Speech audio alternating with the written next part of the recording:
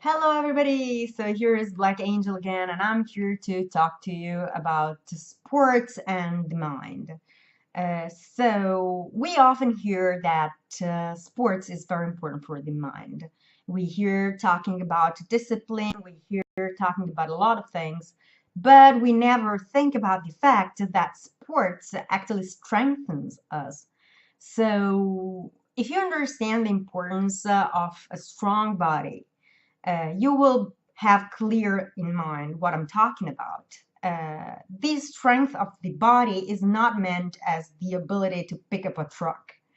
The strength of the body is meant as a body that works in the best possible way.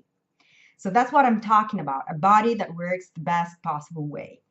And that's important because if our body is not functioning properly, so we lack vitamins or minerals or something is not working, we're in pain or something like that, then our mind is going to suffer from that too. You might have noticed that in those days that you have some sort of physical distress, you have also a very negative state of mind.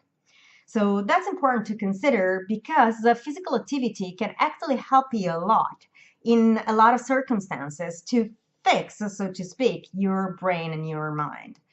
So recently, for example, figured out I was finding myself in a very weird and odd situation.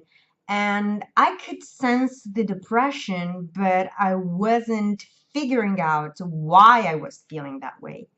So personally, I picked bodybuilding as a sport. So that's what I personally enjoy and what I personally like to do. So that's my sports of choice. Initially, it was just amatorial, like just do something for the body. But then it actually started growing on me, and I decided that I actually want to do it as an athlete.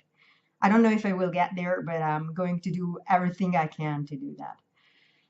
And yeah, I still want psychology to be my profession though. As someone put it a couple of days ago, I think that the best solution is to have three activities, two that make you happy and one that gives you money.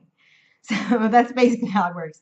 And I only need two at the moment because they both make me happy. And one of these will be a job and source of money in the future.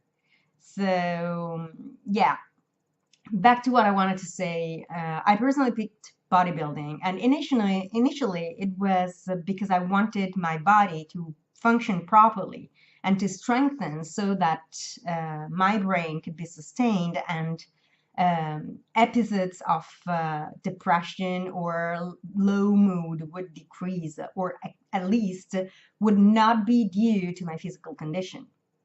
So when I started feeling bodybuilding as a sport instead, then something happened to me. So at the very beginning, the first thing that I lived was a sense of I don't know how to put it, over excessive enthusiasm maybe. It's this sense of everything can be done. I'm gonna be perfect in zero time, even if you tell yourself that's not gonna happen so shortly. I'm not gonna have Lauren Simpson's or Gracian's Barbosa's body in like matters of days or months, and I'm not going to grow the swollen Barbie's arms in like 3 days or something. Your brain, in some way, keeps suggesting you that that can be done. So I made some researches about this state of mind, and I found out that it's actually quite widespread, and it's a human thing. So I was surprised because, I mean, how can something I live be human, right? So yeah, anyway, yeah, it's a human condition, and apparently it follows up with what actually made me seek for some information and some more data about what the hell was going on with me. Because this second step after this excessive enthusiasm phase is when you actually figure out that it's going to take time, it's going to be difficult, and it's going to take a lot of effort. So that's the phase and the moment in which most people give up. And it's actually due to reality. It's reality checking back and looking at you in the eyes and telling you, I'm here and I exist. So all of a sudden, from that subconscious hope to make it in a few days or in a few months, you suddenly realize that it's going to take years to get there where you want to be. And even if you don't know how many years exactly, because studies show that it takes around 5 years to reach maximum development of muscles if you use the right method. And right method in sports is really something that could be discussed for days. Um, so despite reading that, you never know how long it's going to take. And because it depends on your body, it depends on the work you're doing, it depends on your coach if you have one, it depends on the method you use, it depends on your body's reaction, it depends on a lot of things, especially it depends on your genetics. So at some point, reality looks at you and tells you it's going to take a lot of time. And that's when low morals and low mood kicks in. And that's the most difficult phase of all, because you either give up or you fight back. So fighting back means pulling up your sleeves and say, okay, reality, if you are there and you're that, I'm going to make it anyway. And it's going to be a fight between you and reality, where you're going to kick reality's ass and tell reality, I'm going to face you.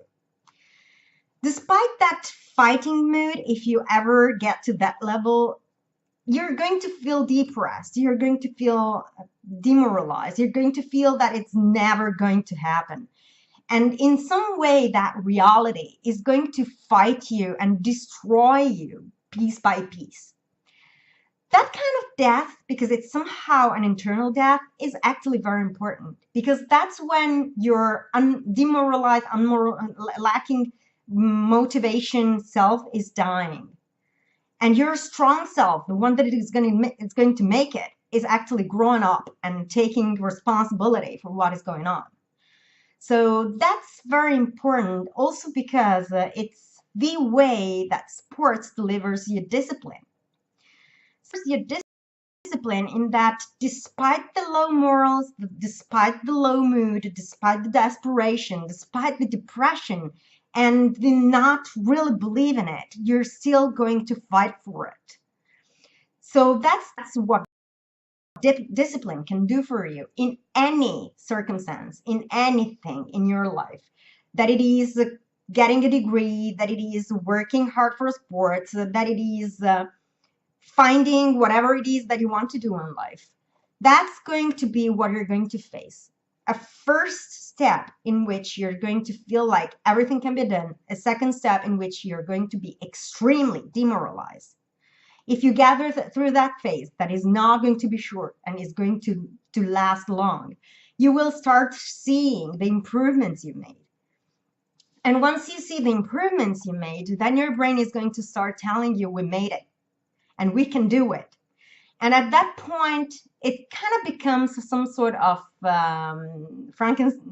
young Frankenstein sense of victory, like it can be done. And you're going to do it, and you're going to keep going. And that's important. That's important because that's when sports actually helps you, psychologically speaking. It helps you get a winner mentality.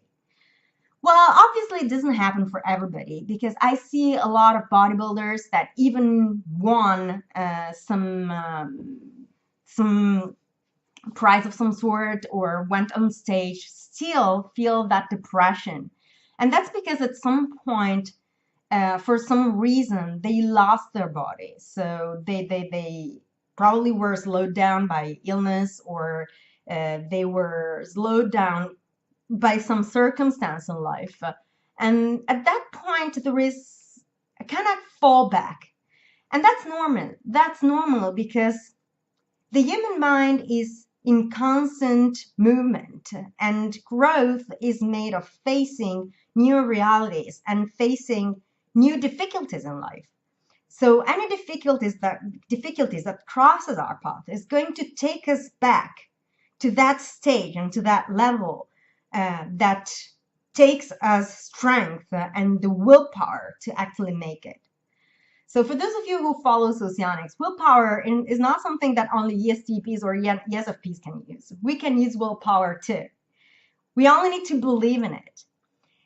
How can we do that? For example, a 9 of jade that has strong extroverted feeling is going to have a strong attachment to their passions.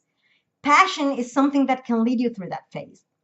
Logic can lead you through that phase. Whatever your personality is made of, that something is going to lead you through that phase if you follow it.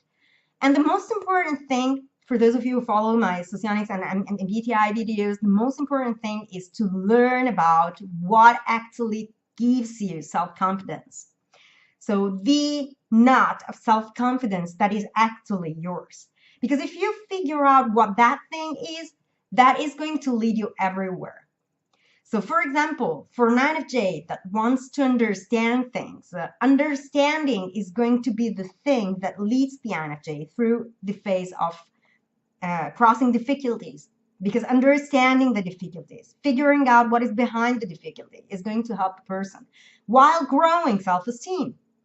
If you have extroverted sensing in the tertiary position, for example, you're an ENFJ or an ENTJ, what is going to help you is the concept of willpower. So seeing your willpower work, seeing that you're applying willpower, seeing that you're putting your willpower into something, that is going to give you self-confidence, and it's going to help you improve your temperament and your strength. So whatever type you are, there's going to be something that is going to help you grow. And if you grasp on that thing, that is going to lead you through difficulties and is going to help you actually face any circumstance. This is what I learned from sports in the past months and what I wanted to share with you through MBTI also very shortly. And in the next videos, since I was asked, I will probably talk about the functions in their position, what is they make, and how they can be used when positioned in a specific place. So it's going to be a little bit abstract maybe, but I think it's going to give a clear idea of how to interpret types. One thing I learned is there is nothing that can ever destroy your self-esteem from the outside. It doesn't matter if it is a TE tertiary function and you're an ESFP. Public opinion is split. Grasp on the type of public opinion that actually supports you. That's all that there is to do. And nothing from the outside can actually ever destroy you. So that's the new thing that I learned. And I thought to share these things. I hope it will help you somehow, and I will talk to you soon. Bye.